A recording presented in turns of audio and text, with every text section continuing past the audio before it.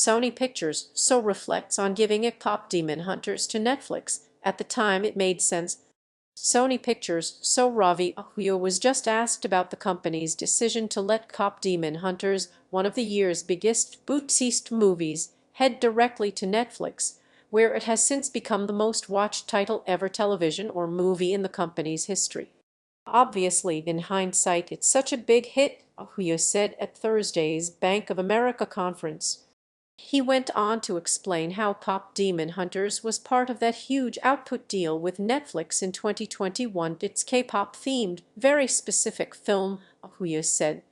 Netflix paid the whole cost, plus a profit premium. At the time it made sense, but now you look at the success and think maybe it could have been theatrical.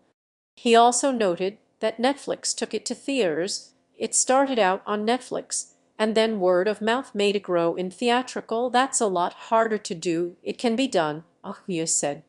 He then pointed to the success of Sony's romantic comedy Anyone But You, starring Glenn Powell and Sydney Sweeney, which had a soft start but made $220 million worldwide, largely propelled by word of mouth. I think it was in the right home. Our mission is to make great content and find the right home. And I think KPop Demon Hunters' right home was Netflix, Ahuya added. Could it have been theatrical? It's hard to say. It's possible, but I don't think it's so obvious. The exec then said that Sony doesn't have participation. We made it entirely for them. We participate in the music through Sony Music Publishing, Ahuya said. He did add that we do all the sequels. Since, as he alluded to, Netflix owns the property completely, the two companies had been hammering out a deal since the movie exploded for two subsequent films to be directed by original filmmakers Maggie Kang and Chris Appelhans. The goal of the deal was to make hits. One great thing about being an independent is we are happy when our clients do well, so they did well, Ahuya said.